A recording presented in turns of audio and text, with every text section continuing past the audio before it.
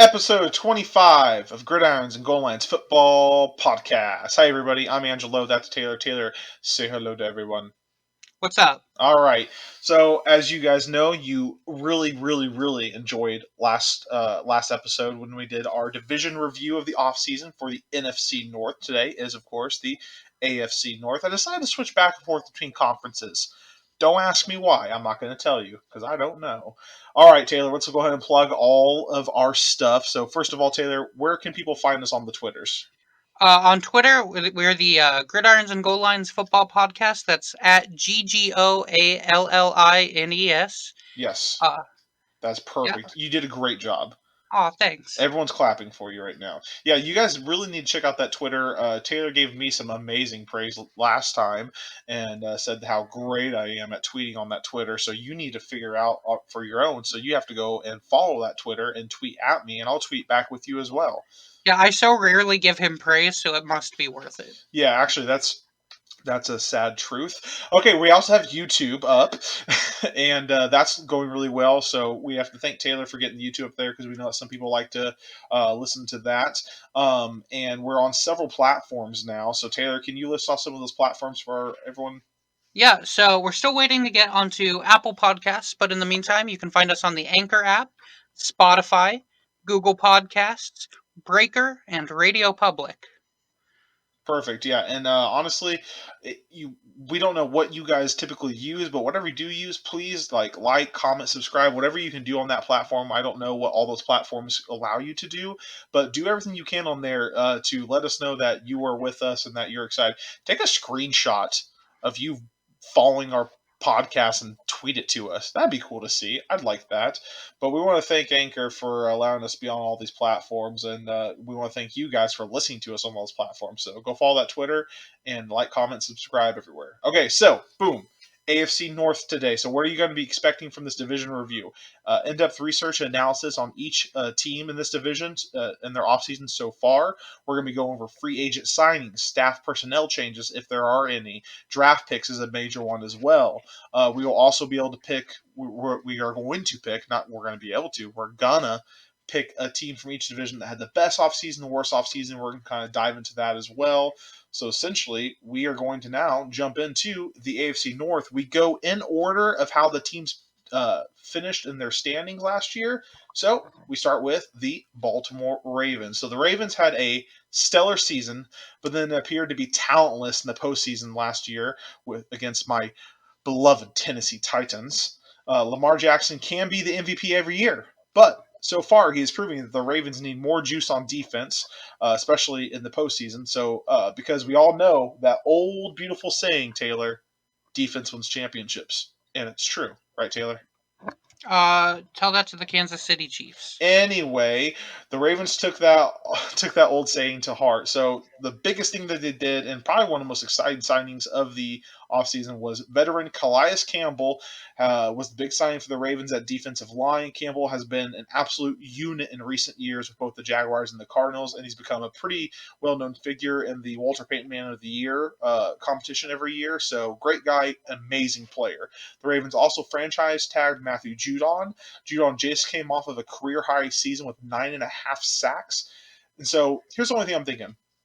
Should there be some worry about tagging Judon here? Because I'm seeing some similarities with when they didn't take care of Zadarius Smith and the production he had once he went to Green Bay. Because just in case people don't know, before Zadarius Smith was a Packer, he had a very similar career and contract just like Matthew Judon. But then, there goes Zadarius Smith, and there he goes wreaking havoc in Green Bay. And I can't help but think if the Ravens had Zadarius Smith this season, they probably could have seen themselves in the AFC Championship game, possibly the Super Bowl. So I'm just wondering if we should be a little bit concerned that the Ravens aren't pulling the trigger on this Matthew Judon contract. What do you think, Taylor? You know more about contracts than I do. Yeah, so in general, the main problem as far as the franchise tag goes with players is that players tend to get offended by it. But it's really genuinely mostly good for the players because it pays them more than they would typically get for that 1 year. And it just sort of bridges the gap between, this year and hopefully, doing a contract, 2 years from now or whatever. Yeah. Yeah, I can So see in that. general, I tend to not worry about franchise tagging players. Sometimes with the more high profile ones, it tends to lead to holdouts and stuff. Cough, cough, Dak Prescott, cough. But overall, like, franchise tagging shouldn't be a problem. And if it's not like a big player who's looking for a 7-year contract, then typically it doesn't result in anything bad. Fair enough. Fair enough. So the Ravens also had what I think was a great draft. They were in a pretty unique situation where they were pretty much just looking for depth because they've as much as I don't really care for last year's Ravens team, they were a good team, and so they didn't really need to fill any major holes here. So the big picks that stand out for the defense were Patrick Queen, who somehow slipped to pick 28, and then Justin Madubuke, who somehow also fell to pick 30 to pick 71 in the third round. So these two guys falling to where they did were huge for the Ravens. The Ravens continue to layer in their draft to get 3 more defensive selections. So pretty much they're really building the youth of that defense, which I think is their biggest concern. I think a strong argument can be made for wide receiver, but I think with the style of team they're going for, that doesn't matter, and I'm going to tell you why right now. So this offseason for the Ravens becomes even more interesting on the other side of the ball. Greg Roman, the 2019 assistant tight ends coach, will be taking over the offensive coordinator duties this coming season. You might remember Greg Ramon's name because he has some experience being an offensive coordinator back in the 2011 season through the 2015 season between the 49ers and the Bills. So he has some ties to the Harbaugh family here a little bit. So during his span as an offensive coordinator, he had a laughable passing attack, averaging his offense averaged a ranking of about 28 through his 5 seasons as a offensive coordinator. So horrible. However, his rushing attack ranked 4th on average. He even had a number 1 rushing attack in 2015 before he was fired after a 23-37 loss in which his offense gained 399 yards of total offense. That was the Bills team coached by Rex Ryan before he was on his way out the door. So essentially, what you have here is you have Greg Ramon, who probably should have been in an offensive coordinator position this entire time and slipped because of being attached to Rex Ryan and the laughable coaching career that he finished with there in Buffalo. So I got to say, what they're building here looks scary on offense. And I'm going to go in a little bit more and then we're going to talk about why. So to go along with Roman's style of keeping the ball on the ground, the Ravens drafted J.K. Dobbins, running back out of OSU. Everyone knows this guy's name. He was arguably the best running back available in the draft, but again, somehow slipped to pick 55. I don't know how the Ravens just kept getting lucky. They literally did. They didn't make any efforts to get these guys in advance. They just fell to them in their laps, and the Ravens took them. Dobbins had one of the best careers for an Ohio State running back pretty much ever, which says a lot about his talent level. How do we feel about the Ravens settling into a run-first style team? Did they do enough on defense? So to start with the run first style team, that's kind of what they were supposed to be last year, and that's kind of what got them to 13 wins. And then they got off of that and lost to the Titans. Yeah. Like, oh no, we're down 7 points. Better throw the ball 50 times. Yeah, we're down 7 points to a team that we know is going to run the ball 40 times, so we should probably just try to play catch up in a game that we didn't need to play catch up. and I think that's where you're going to see Greg Ramon's offensive coordination kind of come into there because he's going to commit to the run. He's not really going to resort to the pass pretty much almost never, it seems like. So I think that what you're building here as an offense is going to be pretty scary.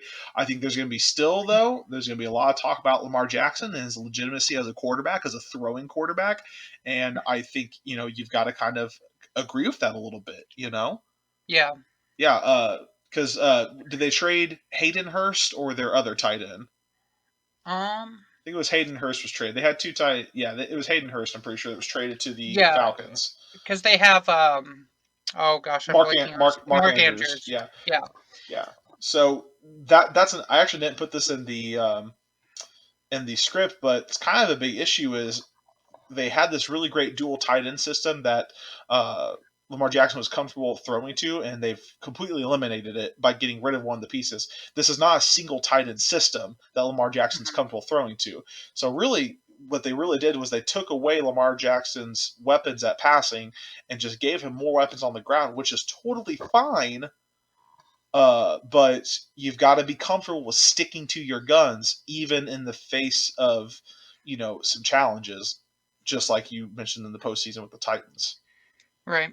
So, And kind of just to touch a little bit on the defense here, you mentioned last episode about the classic Bears defense and just being sort of nostalgic. The other team that I associate with having a top notch defense is the Ravens. And so I'm not like the biggest Ravens fan, but seeing them with a tough defense is just kind of classic and good to see. yeah, I agree with you. I think that they have a little bit concerns in the defensive back area outside of Marlon Humphrey. I don't know if Earl Thomas is going to be. I don't know what Earl Thomas's status is as far as playing the season goes. I'm Hmm. assuming he's going to, but I don't know if there's going to be some legal things that get in the way. I don't know, man.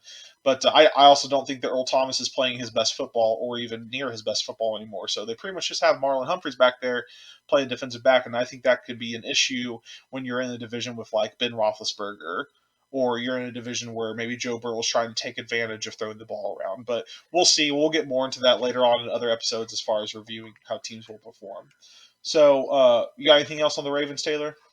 No, I think that's it. Let's go to the Pittsburgh Steelers. So the Steelers began the offseason by tagging Bud Dupree, but stepped away from veteran Mark Barron. Mark Barron had 82 tackles and 3 sacks last season, but really the big thing was he provided a very important, what I thought was veteran leadership and consistency at his position. So he's an older guy, whatever. They also picked up the 5th-year option on TJ Watt, and so kind of my question for Taylor is, so that's going to pay him around $10 million this coming season after making about 1.7 million base last year. So do you think right now, Taylor, that you're looking at TJ Watt, he almost won defensive player of the year, is 10 million a good bargain for Watt this year, or should there have been efforts to get the longer extension worked out immediately? Um, I don't know.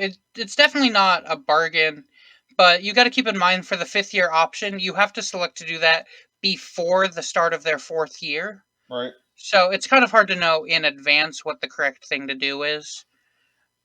Do you think that they could have signed TJ Watt? Because obviously they're going to sign TJ Watt to a contract extension. So do you think they could have gotten away with signing him to a multi-year extension that maybe only paid him around 7 or 8 million a year, or do you think that he knows he's? Do you think that he's probably worth more than 10 million a year? Yeah, I honestly don't know what he thinks his contract should look like. Definitely, if they could have gotten him for a 5-year deal at 7, 8, or even 9 million a year, I think that would have been really good for the Steelers. So I don't know if they proposed that and he shot it down, or if they just went straight for the option. I really don't know the behind the scenes on that. But again, with when you have to select to go for the 5th year option, um, I don't think that they were wrong to do it. And then maybe he's okay taking less money than that, but you're not gonna, if they've already basically said that they have to do the 5th year option for 10 million, you're not gonna say, okay, you can get rid of that year to pay me less now. That's fair. So Yeah. So the Steelers were pretty silent on offensive restructuring this offseason. They drafted Chase Claypool, wide receiver, in the 2nd round, and they were able to nab Anthony McFarland, who I actually think is a pretty big pick there in the 4th round to assist with the running back depth. Because I felt like last season the Steelers just really struggled with running the football and having depth at that position. They had Benny Snell, who was fine every once in a while, but he was a rookie. I think Jalen Samuels pretty much battled injury just as much as James Conner did last season. So just so much inconsistency at that running back position. I see them cycling through like 4 running backs this year, and I think it's actually a good thing for the Steelers because you've said in the past, Taylor, in private conversations that you think that Mike Tomlin's offense just makes running backs good. So uh, I've said the same thing about their wide receivers, honestly. yeah, so both these prospects that we're talking about were, they weren't the biggest names this year, but they're still players that teams certainly wanted. Pittsburgh also signed several offensive linemen in the free agency, no doubt in an effort to find some combination in the front 5 to protect them in the offense this year. Then they signed Eric Ebron. That pretty much capped off their offseason. I know, Taylor, you like the Eric Ebron signing, right? I do. Um, it's kind of weird. When the Colts signed him, I was all for it, and then he had a good year, and then he had a not great year and some attitude problems, and like basically, obviously, it's the same year the Colts cut him, the Steelers pick him up, and I like both sides of the move. I like the Colts getting rid of him, and I like the Steelers picking him up. For one thing, obviously there are limitations, when it comes to players like Antonio Brown, who you love to talk about. But Uh, To- Mike Tomlin does a great job of working with players with bad attitudes. yeah, So he might be able to sort of whip Ebron in shape. And, it's like I said, like I told you when they signed him, it's a 1 year deal, right? If he's as good as he was the first year he signed with the Colts, it's worth it. Maybe they try to re sign him. If not, whatever, he's out. yeah. And I'm going to ask this question, and it was kind of like something we just proposed a few minutes ago, but with how quiet this offseason was for the Steelers, does it say that they are very confident that with a healthy Big Ben and Mike Tomlin, that they can get back to true Steelers form with the team that they have? Well, what was their record last season? 8-8. Yeah, So they went 8-8 with a third string quarterback and third string running back. yeah, pretty much. So Mike yeah, they Tom- should probably feel all right. Mike Tomlin's a great coach. Um, the biggest thing that they have working against them, like their team's going to come back healthy and they should be pretty good, but their division is a lot tougher now. It is a lot tougher, but I think that I do think that the confidence behind this offseason is very perplexing. I Mm. I think it's misplaced. I think that they need to handle a lot more things at the wide receiver position because I think Big Ben is older. I think he's coming off of a year that he pretty much sat the whole year, and I'm thinking that he's going to have a very rough return to this new fast-paced division that he's probably not very familiar with.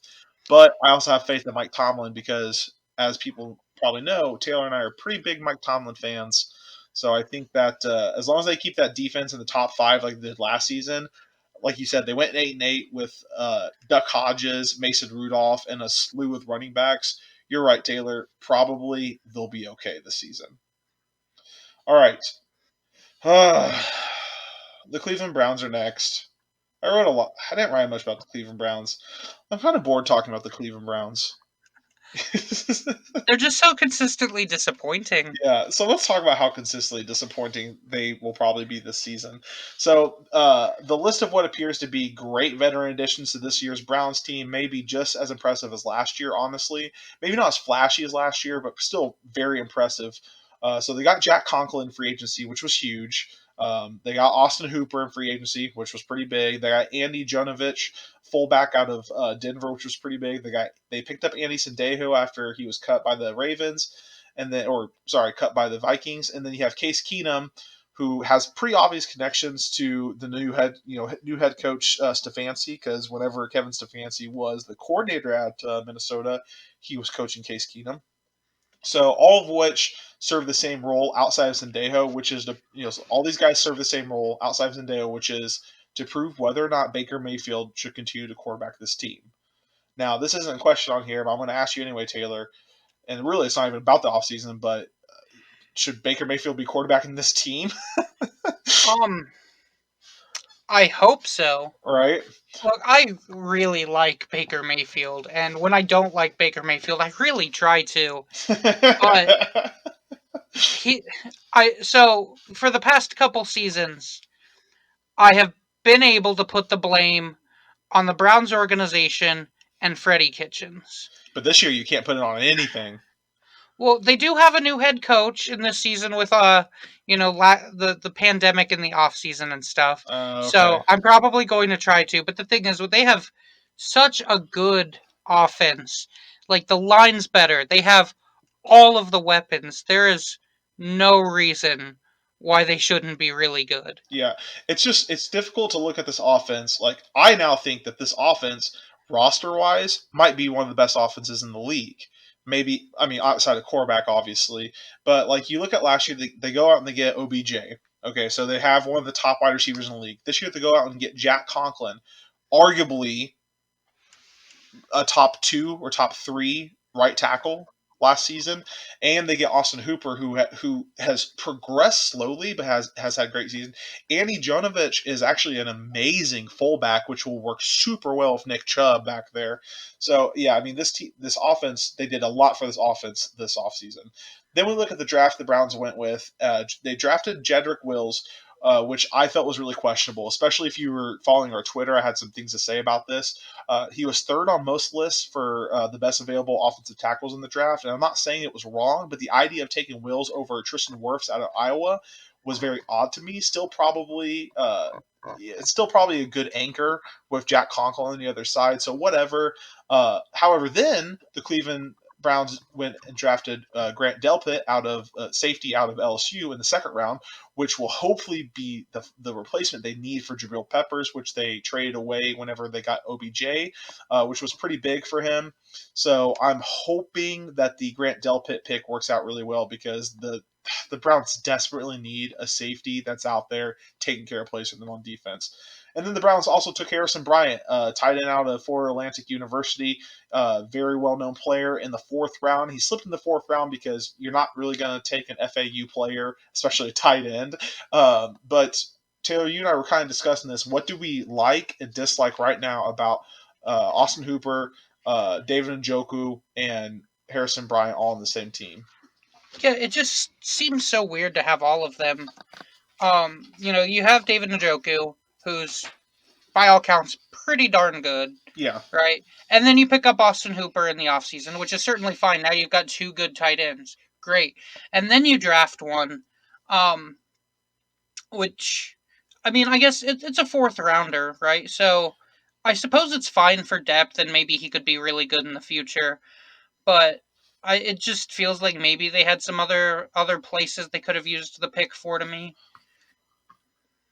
Yeah, I mean, I think that so we had a private conversation discussing why maybe they would be doing this. So David Njoku right now, let's see, he's in the last year of his contract, and this was kind of my argument for what they did here with Harrison Bryant is for some reason the Browns I don't think are sold on David Njoku, which seems wrong to me. I think they should be sold on David Njoku.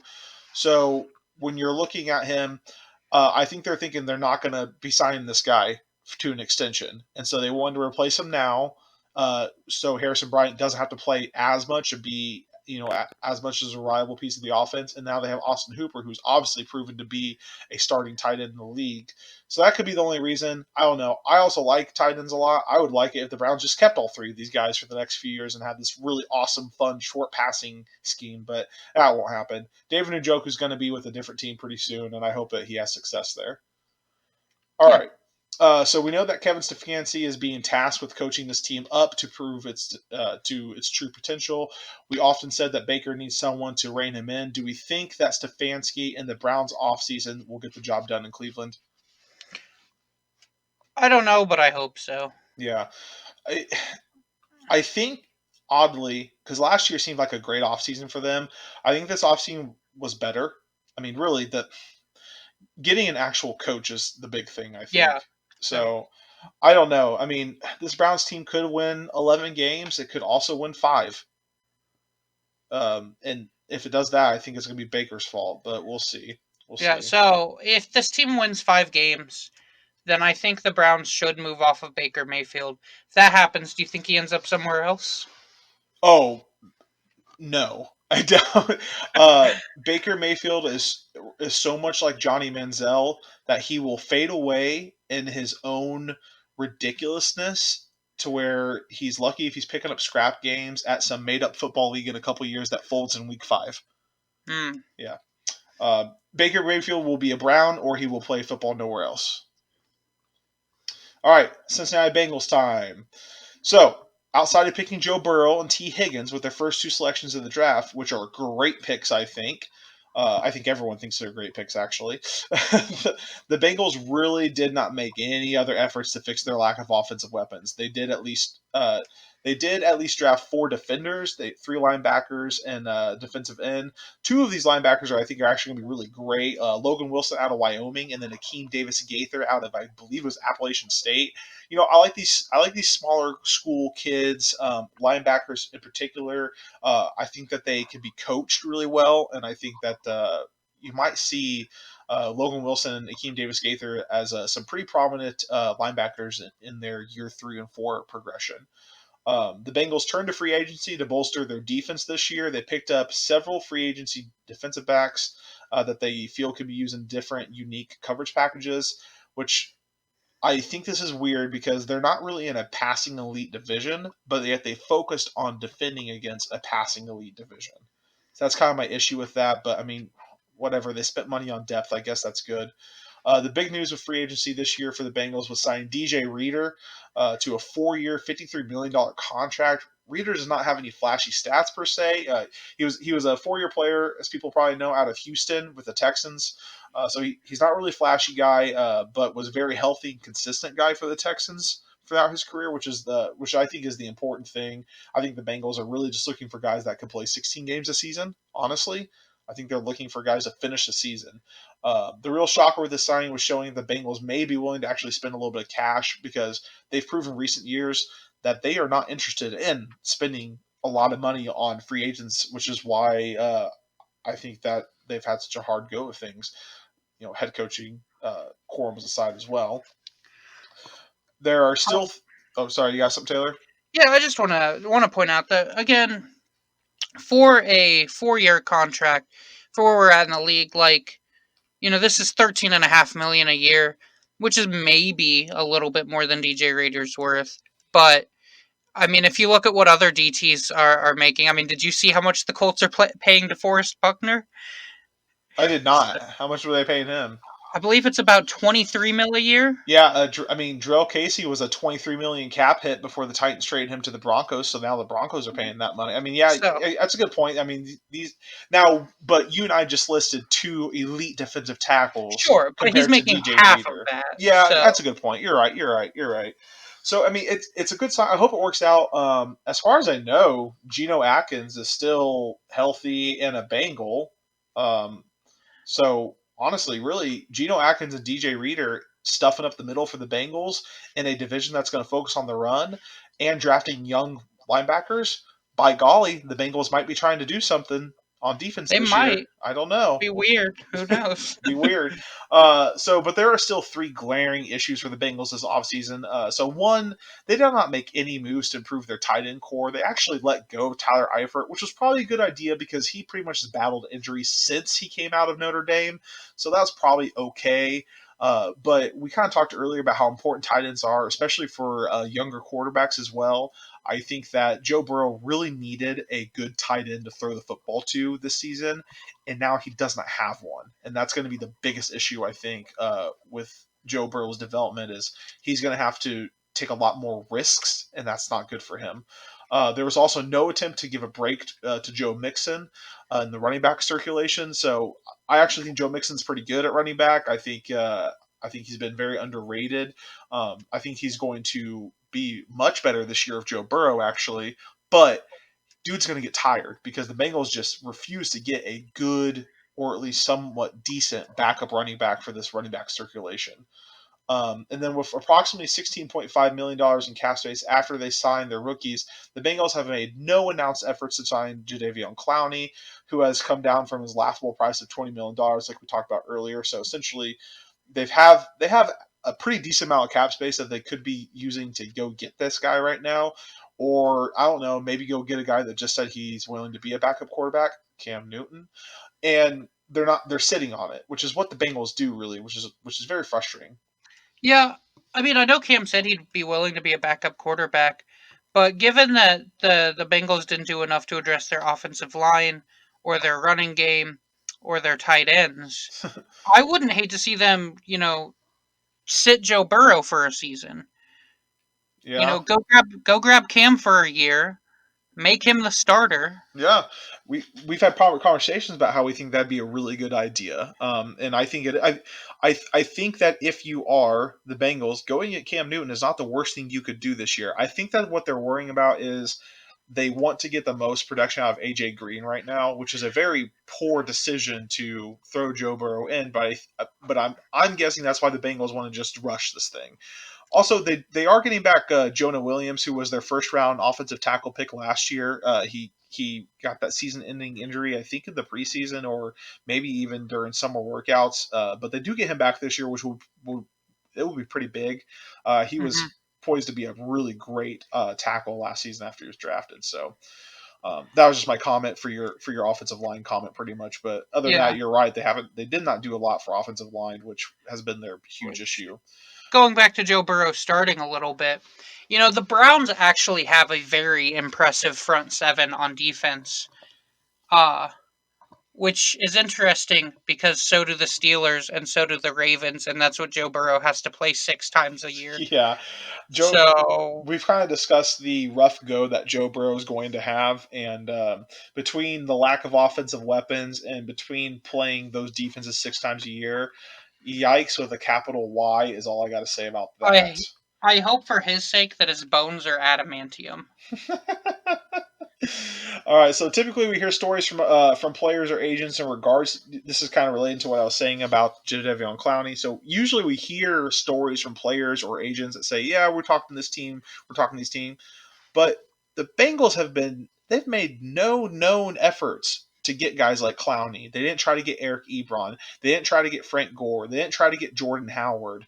Logan Ryan is still waiting for a home, and I just read today that the Jets are probably going to be signing Logan Ryan.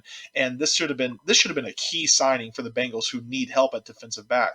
So I had another question here, but I guess my next question is just, why are the Bengals ignoring some pretty big, like, why do they think that Joe Burrow is all they had to do? It's I frustrating. Yeah, I don't have an answer for you. Yeah, I mean, I guess it's not really an answerable question, but I understand they drafted T Higgins. That's nice and everything, but I think that every other team in this division had a better offseason than the Bengals. Maybe not the Steelers, because the Steelers didn't necessarily do much. Like, the Steelers are still a better team than the Bengals, but the Bengals Right. did more this offseason, I guess. But still, when you look at the offseason the Ravens had and the offseason the Browns had, my goodness, Bengals, you guys have got to step it up. The Bengals are definitely the Lions of this division. We talked last episode about the Lions and how poor they did in comparison. I think that's the Bengals here. Uh, Yeah, it's like the Bengals have gotten so bad in recent years that they're like the Browns of the AFC North. Oh wait. All right, so let's wrap this up with a couple of our questions. So first of all, Taylor, who won the NFC North this offseason? Uh at least on paper it's got to be the Browns.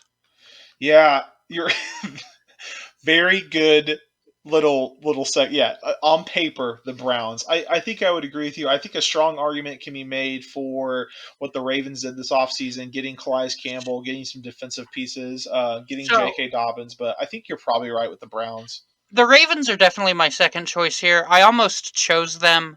It's not that they didn't make some good moves, but it's more just like they're for similar reasons to why I picked the Packers in our NFC North episode.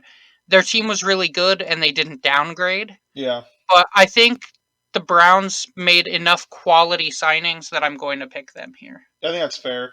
And then, so for the biggest loser, I'm going to preface this again by kind of re-mentioning what I just said, was the Steelers didn't do a lot this offseason. I'm not saying they're a bad team, but I am saying they're the biggest losers this offseason because they didn't really do much. The Bengals still went out and got Joe Burrow. They still went out and got T. Higgins. They still got these young, exciting players that people are going to be spending money on to see play live.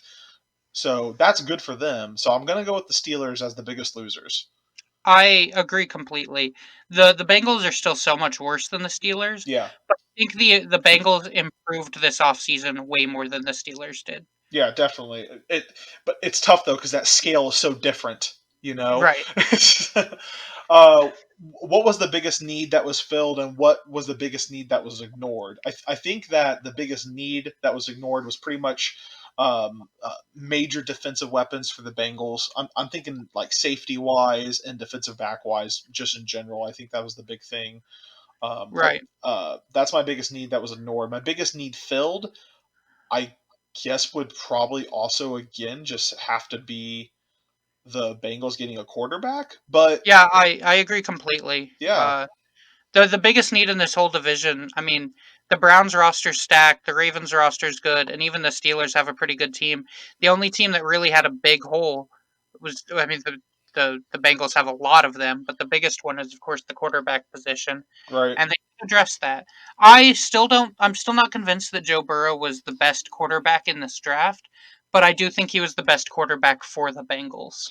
Yeah, I agree with you. I would almost even say that the biggest need filled obviously was the head coaching position for the Browns, but I think that it's difficult to not just pick the Bengals going and getting their guy. I mean, it's not like they had to try hard. They had the number one pick, but I mean, they made the right decision. I don't know. A lot of case can be made for this whole Tua thing. Maybe that's for a whole nother episode. All right, everyone. So that was our episode on the AFC North division review. We'll be coming at you guys next time with probably the NFC East, followed by the AFC East, I'm sure. Those will be coming out in probably a week or so after we get this AFC North episode out. So remember, follow us on Twitter, comment at us on Twitter, take screenshots of you like listening to us and like send it to me or whatever, and I would love to mention you on our next episode. That'd be a lot of fun, actually. Do some viewer shout outs. Taylor, do you have anything to tell the people? No, I think we're good. Other than a warning that, we've been trying to keep these division episodes a bit shorter, but no promises when we get to the AFC South. I we we should probably split the AFC South like completely in half. Or I just don't. like one per team. Or we'll just have we'll invite guest speakers on to just do the NFC North or NFC South. Oh wait, all of our friends are AFC South fans, so that doesn't work either. All right. Okay, everyone. Well, we'll see you next time with the NFC East. See ya. Bye.